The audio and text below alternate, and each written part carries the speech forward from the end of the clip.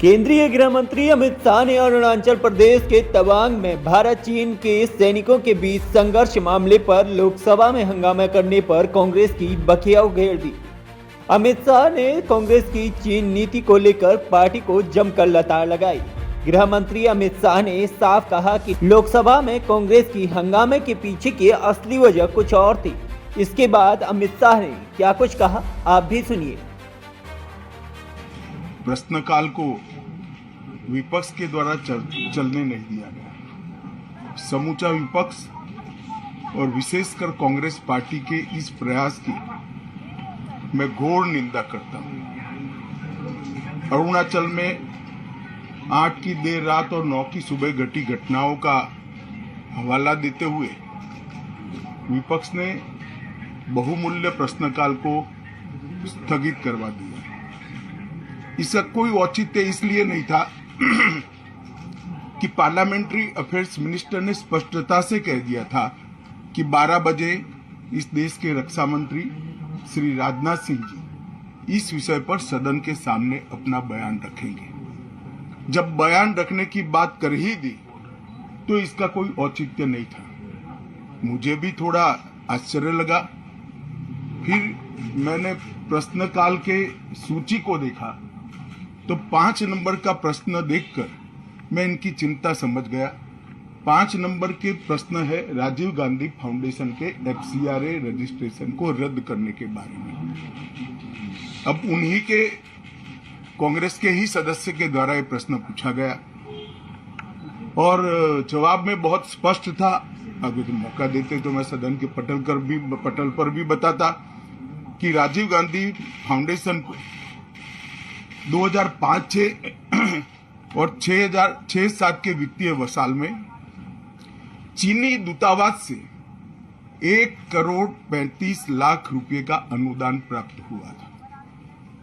चूंकि FCRA के कानून और उसकी मर्यादाओं के अनुरूप नहीं था तो नोटिस देकर पूर्णतया कानूनी प्रक्रिया का अनुपालना करते हुए गृह मंत्रालय ने इसका रजिस्ट्रेशन रद्द किया था।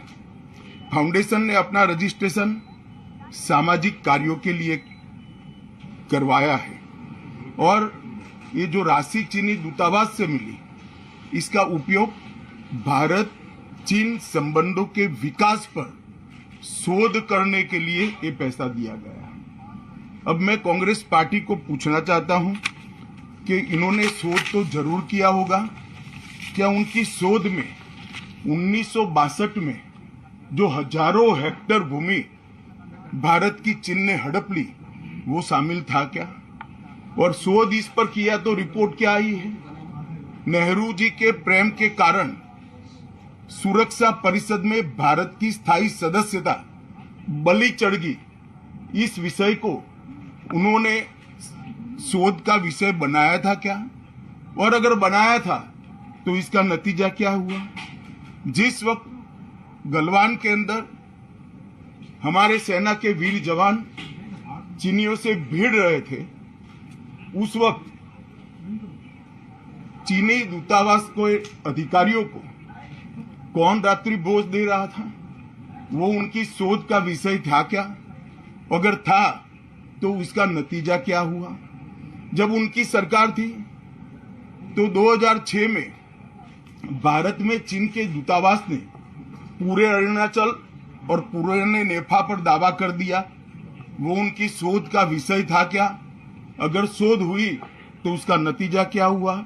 25 मई 2007 को चीन ने कांग्रेस के ही मुख्यमंत्री दोरजी खंडू को वीजा देने से इनकार कर दिया क्योंकि ये तो हमारा ही हिस्सा है अरुणाचल। ये भी शोध किया गया क्या?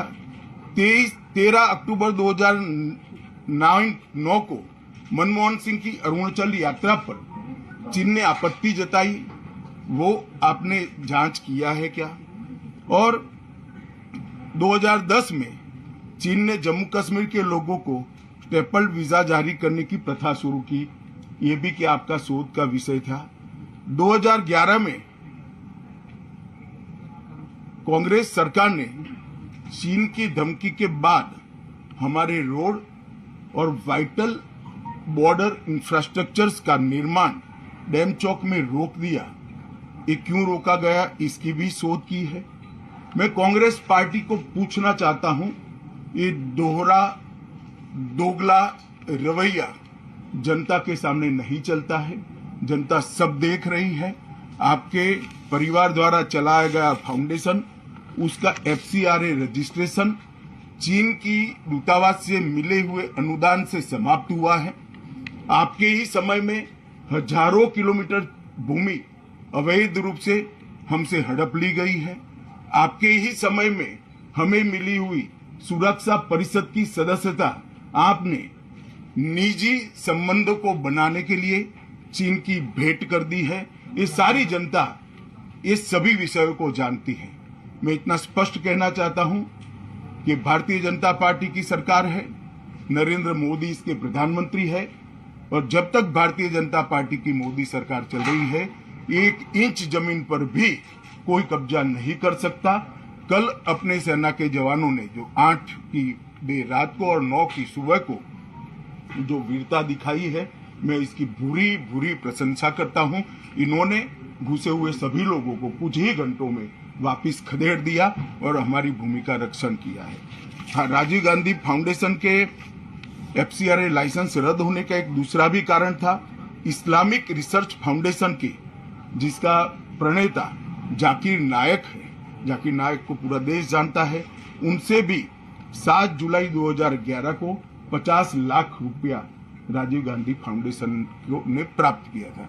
मैं पूछना चाहता हूं, राजीव गांधी फाउंडेशन के कर्ता धर्ता जो कांग्रेस की फैमिली पार्टी है, उसी के सदस्य हैं, तो आपको ये पैसा जाकिर नाइक ने किस मकसद के लिए दिया था, इसकी भी स्पष्टता देश की जनता के सामने होनी चाहिए।